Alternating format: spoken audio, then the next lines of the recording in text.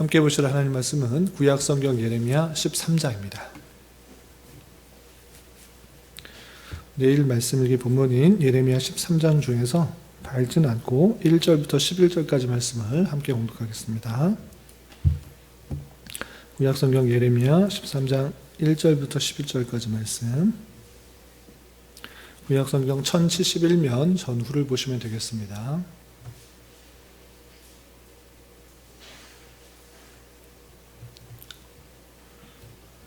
함께 봉독합니다. 여호와께서 이와 같이 내게 이르시되 너는 가서 뱃띠를 사서 내 허리에 띠고 물에 적시지 말라 하시기로 내가 여호와의 말씀대로 띠를 사서 내 허리에 띠니라.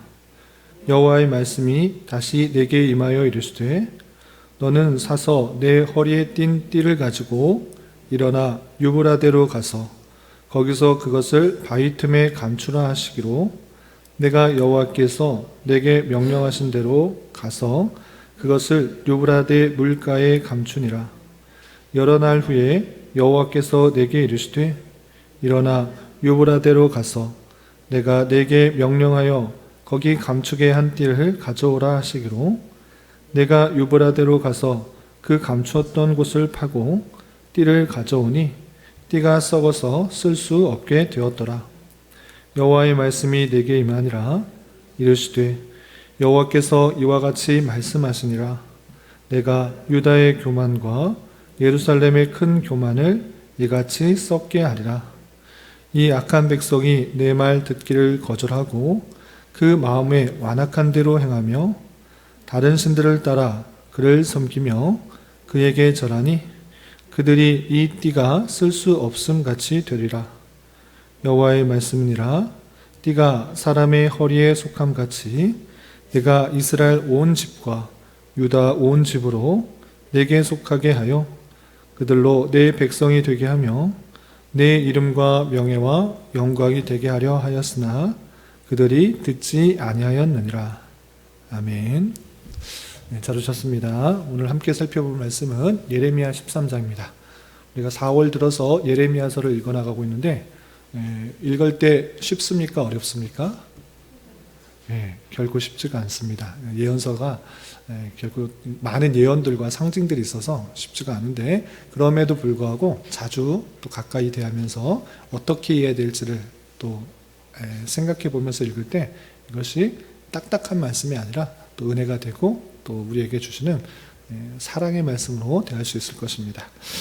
계속해서 우리가 예레미야를 대하고 있는데 앞부분, 특별히 1장부터 25장까지 어떤 내용들이 주로 나와 있는가, 여러 표현들이 나오고 있지만 간단하게 말하면 이렇습니다. 유다 백성들의 죄악으로 말미암아 하나님께서 심판하신다. 심판의 경고의 말씀들이 계속적으로 이어지고 있는 것입니다. 그런데 오늘은 특별히 그 경고의 말씀, 부패와 타락, 그 심판을 받을 수밖에 없는 그 모습들을 알게 해주기 위해서 예레미야에게 상징 예언을 통해서 알려준 것입니다. 상징 예언은 무엇이냐면 말을 해서 바로 알아들으면 이런 상징 예언, 행동 예언을 할 필요가 있다 없다?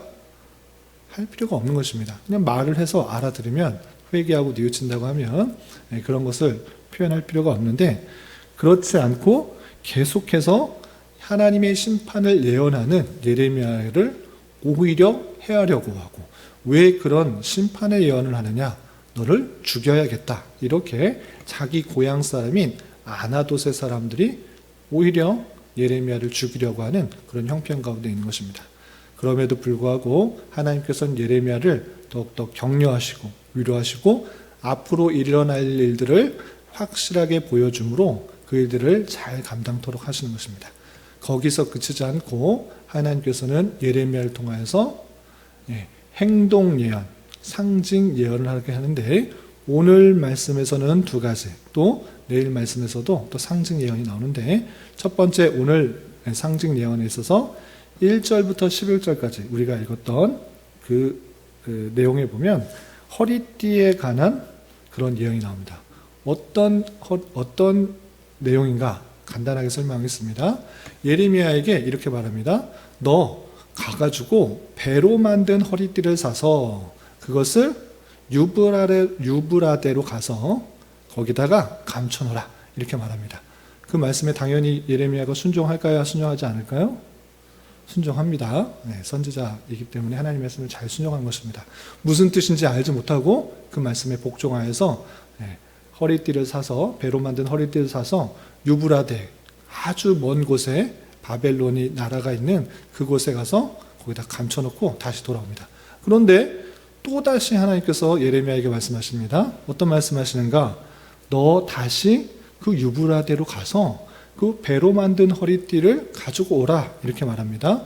그래서 그 말씀에 또다시 예레미야는 순종한 것입니다. 그래서 유브라데 가서 바위 틈에 누웠던 그 배로 만든 허리띠를 가지고 돌아왔습니다. 그런데 그 띠가 가죽띠가 아니라 풀로 만든, 배로 만든 허리띠이기 때문에 그것이 어떻게 됐을까요? 썩었습니다. 썩어서 이 허리에 띄어봤자 금방 끊어지고 마는 것입니다. 이것을 보여줬습니다. 이것을 왜 보여줬는가? 아무런 뜻이 없으면 그런 이해가 안 되고 오히려 궁금증만 커질 텐데 이게 무슨 뜻인지 하나님께서 친절하게 8절 이하 11절에 이렇게 설명하고 있는 것입니다. 그건 무엇이냐? 일단 그 배로 만든 허리띠가 오랜만에 다시 보니까 그것이 튼튼하게 있는 것이 아니라 어떻게 됐다고요? 썩었다. 그 썩었다라는 의미를 9절에 이렇게 밝혀주고 있는 것입니다. 9절 보시면 여호와께서 이와 같이 말씀하십니다. 내가 유다의 교만과 예루살렘의 큰 교만을 이같이 썩게 하리라.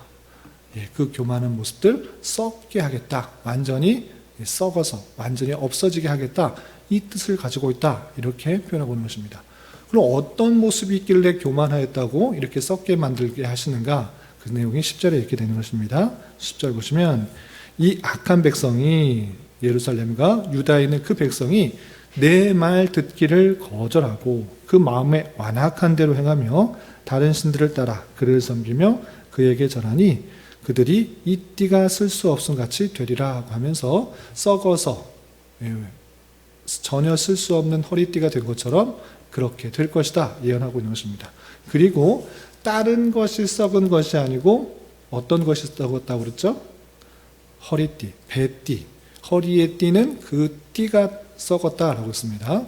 왜 허리띠를 썩는 모습을 보여주었는가라고 할 때 허리에 있는 의미가 있는 것입니다. 그래서 11절 보시면 여호와의 말씀이니라 띠가 사람의 허리에 속함 같이 허리에 띠에 있는 그 띠 같이 내가 이스라엘 온 집과 유다 온 지배로 내게 속하게 하여 그들로 내 백성이 되게 하며 내 이름과 명예와 영광이 되게 하려 하였으나 그들이 듣지 아니하였느니라 라고 표현했습니다. 허리띠를 띠는 것처럼 허리를 통해서 사람이 나오는 것인데 그것이 이제 듣지 않음으로 말미암아 그렇게 하지 않겠다라고 심판을 선언하고 있는 것입니다. 그래서 그 허리띠에 썩어진 것을 통하여서 그들의 교만으로 말미암아 부패되고 또 그의 자손을 통해서 하나님과의 관계가 끈끈하게 아주 밀접한 관계를 이루려고 했으나 심판을 받아 그 내용이 끊어지게 될 것을 표현하고 있는 것을 볼 수 있습니다. 그리고 12절부터 14절까지는 두 번째 상징 예언이 나옵니다. 어떤 내용이 나오는가? 12절 보시면 그러므로 너는 이 말로 그들에게 이르기를 이스라엘 하나님 여호와의 말씀에 모든 가죽 부대가 포도주로 차리라 하셨다 하라. 그리하면 그들이 내게 이르기를 모든 가죽 부대가 포도주를 찰 줄을 우리가 어찌 알지 못하요 하리니 됐습니다. 두 번째 상징 예언은 가죽 부대가 있는데 그 가죽 부대를 보고 뭐라고 하느냐? 여기에 포도주로 가득 찰 것이다 이렇게 말을 하라고 한 것입니다. 이때 가죽 부대는 사람들이 그때 당시에 포도주를 담아 놓는 그런 용도를 하기 위해서 가죽 부대를 만든 것입니다. 당연히 이 가죽 부대 포도주 담으려고 만들어 놓으니까 사람들에게 이 가죽 부대는 포도주가 가득 찰 것이다 라고 말하면 사람들이 어떻게 반응하겠습니까? 그거 당연한 거지. 그거 당연히 그거 찾겠지. 포도주 가죽 부대 만든 거 포도주 담아 놓으려고 하는 건 당연한 일. 그거 내가 어떻게 그거 왜 모르겠느냐? 당연히 포도주가 찰 것이다. 이렇게 생각할 것인데 왜 그렇게 보여주는가라고 할 때 그것이 상징하는 의미를 13절, 14절에 이렇게 밝혀주고 있는 것입니다. 그것은 마치 사람들이 채워준 포도주를 마시고 취하는 것처럼 하나님께서 모든 사람들을 그 죄악의 포도주에 취하게 하고 피차 충돌하고 상하게 하시려고 하는 그런 의미가 담겨 있는 것입니다. 포도주가 당연히 담겨 있는 것처럼 그 포도주로 말미암아 그 백성들이 취하게 되고 하나님으로 말미암아 상하게 될 것을 의미한다라고 13절에 14절에 이렇게 표현되고 있는 것입니다. 이렇게 두 가지, 오늘 말씀에 있어서는 두 가지 상징 예언을 통해서 그 택하신 백성들, 예루살렘과 유다에 있는 백성들이 부패하고 타락하여서 하나님의 심판이 있을 것을 선포하고 또 상징 예언을 통해서 더욱더 잘 깨닫도록 하시는 하나님의 놀라운 사랑인 것입니다. 그냥 여러 번 말씀드리지만 그냥 너희들 말 안 들으니까 심판받고 끝내라 한 번 말하고 그냥 끝내실 수도 있으신 분이십니다. 그러나 선지자를 통해서 계속해서 그 부패와 타락들을 고발하고 심판에 대해서 예언하는 것은 하나님께서 그 백성들을 얼마나 사랑하시는지 그 사랑의 표현들이 드러나가 있고 계속해서 말씀하시는 그 내용이 잔소리가 아니라 다시 한번 회개하고 돌이키게 하기 위한 하나님의 무한한 사랑들이 담겨있다 이렇게 할 수가 있는 것입니다. 이 두 가지 상징 예언을 한 다음에 이 예레미야는 어떻게 하는가? 이 상징 예언 보여줬는데도 너희들은 깨닫지 못하느냐? 당연히 이런 일들이 있다라는 것들을 보여줬는데 하나님께서 상징 예언을 통해서 알려줬는데 그럼에도 불구하고 그것을 깨닫지도 못하고 회개하지도 않느냐? 그런 모습을 보면서 그들을 지적하며 또 그들에게 책망하는 내용들이 15절이야 17절까지 이렇게 되어 있습니다. 보시면 15절 너희는 들을지어다 귀를 기울지어다 교만하지 말지어다 여호와께서 말씀하셨느니라 라고 하면서 예레미야가 이렇게 상징 예언을 했는데도 좀 못 알아듣냐? 좀 귀 좀 기울이고 좀 들어라. 하나님이 말씀하시면 전혀 딴 사람 얘기로 하지 말고 쓸데없는 얘기를 하지 말고 그냥 하는 이야기처럼 듣지 말고 겸손히 그 말씀에 귀를 기울여 들어야 된다. 이렇게 알려주는 것입니다. 그리고 16절 보시면 그가 어둠을 일으키시기 전 너희 발이 어두운 산에 거치기 전 너희 바라는 빛이 사망의 글들로 변하여 침침한 어둠이 되게 하시기 전에 너희 하나님 여호와께 영광을 돌리라 라고 했습니다. 무슨 뜻입니까? 계속해서 말했지 않느냐. 심판받기 전에 다시 한번 돌아와서 여호와께 영광 돌려라. 우상 숭배하지 말고 하나님 따르지 않는 그런 모습들 하지 말고 하나님이 심판하시면 어두워지고 또 침침해지고 또 사망의 그늘과 같이 될 텐데 그렇게 되기 전에 다시 여호와께 돌아와 하나님께 영광을 돌려라 라고 촉구하고 있는 것입니다.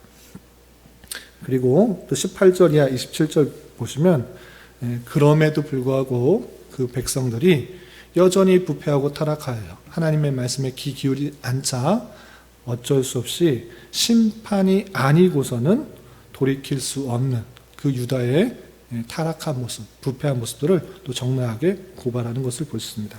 그래서 18절, 19절 보시면 이런 표현이 있습니다. 18절 먼저 보시면 너는 왕과 왕후에게 전하기를 스스로 낮춰 앉으라 관, 곧 영광의 면류관이 내려졌다 하라 했습니다. 예레미야에게 너가 지금 다스리고 있는 유다의 왕과 그리고 왕후한테 가서 말해라. 뭐하라고 말하라고 합니까? 스스로 낮춰 앉아라. 지금 영광의 면류관 내려졌으니까 낮추어라 하라고 하고 있습니다. 무슨 뜻입니까? 왕이 왕으로서 통치하려고 하지 말고 하나님의 심판을 받는 줄 알아. 자복하고 회개하고 낮추어라. 이렇게 하라고 하는 것입니다. 그리고 19절부터 21절까지는 모든 백성들이 바벨론의 포로가 되어 섬기게 될 것을 직접적으로 말하고 있고 또 22절부터 26절까지는 죄악이 만연한 유다에 대한 하나님의 심판들이 어떻게 임할 것인지 설명하고 있는데 한 구절만 보면 26절에 이런 표현이 있습니다. 26절, 24절과 26절 보겠습니다. 24절 보시면 그러므로 내가 그들을 사막바람에 불려가는 건불같이 흩으리로다. 또 26절에서도 그러므로 내가 내 치마를 내 얼굴에까지 들쳐서 내 수치를 드러내리라 라고 하면서 여전히 부패하고 타락하고 교만하여서 하나님께 되돌아오지 않는 그 백성들을 심판하시겠다. 건불같이 흩고 또 수치를 드러낼 것이다. 이렇게 심판하시는 내용이 또 나타나고 있습니다. 이런 말씀이 13장에 나와 있는데 이런 말씀을 통해서 교훈받을 것을 세 가지로 정리하겠습니다. 첫 번째, 이 죄악된 그 백성들의 모습을 보면서 우리는 어떻게 생각해야 되는가?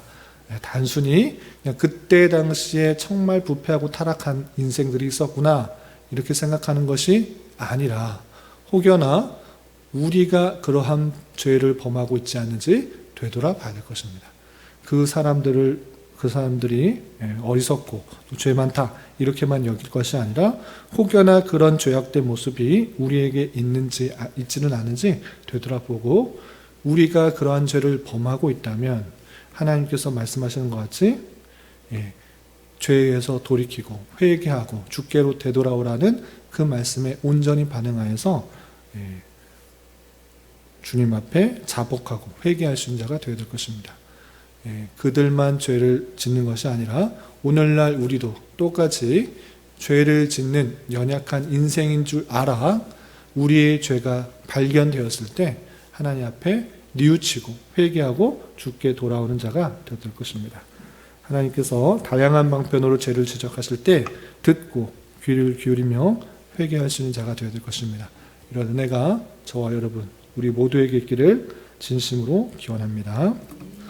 그리고 두 번째 생각해야 될 것은 두 번째 단락에서 많이 강조한 것이 있습니다. 무엇이냐? 교만하지 말지어다 라고 강조합니다. 15절에서도 교만하지 말지어다 라는 표현이 있고 또 17절에서도 너희 교만으로 말미암아 이런 표현이 있습니다. 하나님께서 가장 싫어하는 것들이 무엇이냐? 그것은 다름 아니라 교만인 것입니다.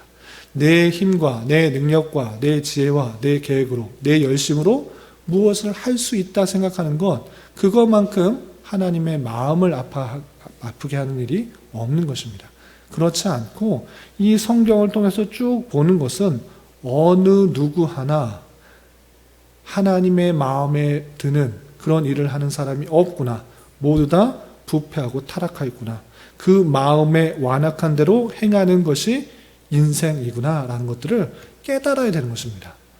나는 예수님을 믿으니까 의롭게 되었다. 나는 죄 안 짓는다. 이것이 아니라 그럼에도 불구하고 여전히 나의 욕심과 나의 정욕과 마음에 완악한 대로 행하는 연약한 인생인구나를 깨달아 주님 앞에 늘 겸손히 무릎 꿇는 자가 되어야 되는 것입니다. 내 힘으로 살아갈 수 없습니다. 내 계획과 내 뜻과 내 의지대로 살아갈 수 없습니다. 오직 하나님의 은혜가 아니면 한순간도 살아갈 수 없는 죄인입니다. 이것들을 고백하는 것이 선민의 마땅한 자세인 줄 알아야 될 것입니다.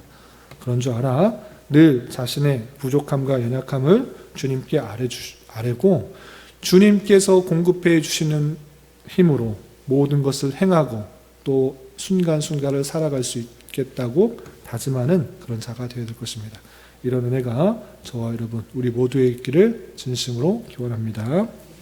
그리고 마지막으로 한 가지 더 생각할 것은 계속되는 말씀인데 하나님께서 그 유다와 예루살렘에 심판을 선언하고 있습니다. 왜 심판을 선언하는가? 그냥 선언하는 것이 아니라 부패와 타락 때문에 심판을 선언하고 있는 것입니다. 하나님의 택하신 백성들인데 그 말씀대로 살아가지 않고 여전히 죄 가운데 있음으로 말미암아 심판하시는 하나님을 우리는 보게 되는 것입니다. 그때 당시만 심판하시고 오늘날은 그냥 가만히 계시는 것이 아니라 오늘날에도 하나님께서는 그 죄악을 너무나 싫어하시기 때문에 다양한 방편으로 심판하시는 것입니다. 그런 줄 알아 우리는 우리 죄악에 대한 그런 안타까움을 갖는 데서 그치는 것이 아니라 우리 교회 공동체 안에 드러나고 있는 죄악들은 없는지 하나님만을 섬기는 것이 아니라 하나님도 섬기고 세상도 섬기는 하나님도 사랑하고 세상도 사랑하는 그런 모습 가운데 있지는 않은, 그런 우상 숭배 가운데 있지 않은지 되돌아보면서 우리 자신뿐만 아니라 우리 공동체, 더 나아가서는 우리나라가 부패와 타락 가운데 있으면서 쾌락을 쫓아 행하며 물질 만능주의 가운데 행하고 있고 성적 타락 가운데 있으며 이제 동성애를 학교에서 정당한 것으로 가르치고 있는 그런 형편 가운데 있는 그런 모습들, 창조 질서가 무너져서 이제 동성애를 죄라고 말하면 붙들려가고, 목사가 그런 얘기하면 잡혀가는 그런 시대에 있는 줄 알아. 우리는 삼가 조심하여 그런 죄악들이 넘쳐나는 이 세상이 된 줄 알아. 우리는 안타까워하며 그 죄악에 대한 심판이 우리나라에 있지 않도록 더욱더 기도하고 애쓰고 나아가야 될 것입니다. 그렇게 함께 기도할 수 있는 저와 여러분이 되시기를 주님의 이름으로 부탁을 드립니다. 기도하겠습니다. 하나님 아버지 감사합니다. 오늘 말씀을 통해 이스라엘 백성들의 심판에 대한 상징 예언과 심판받을 수밖에 없는 유다의 죄악된 모습에 대하여 살펴보았습니다. 이런 말씀을 대하는 자로서 하나님께서 죄에 대하여 발견하게 하시고 깨닫게 하실 때 귀 기울이면서 회개하기에 힘쓰는 자 되게 하여 주시고 내 자신의 부패와 연약함을 적나라하게 바라보며 늘 겸손히 주님의 힘으로 살아갈 수 있는 자 되게 하여 주시옵소서. 또한 나뿐만 아니라 교회 공동체와 나라의 죄악들을 바라보며 함께 안타까우며 하나님께 기도할 수 있는 자 되게 하여 주시옵소서. 주님, 이 시간에 계속해서 우리에게 주어진 여러 가지 기도 제목을 가지고 주님 앞에 나아갑니다. 믿음으로 간구하는 은혜의 시간이 되게 하여 주시옵소서. 예수님의 이름으로 기도 올리옵나이다. 아멘.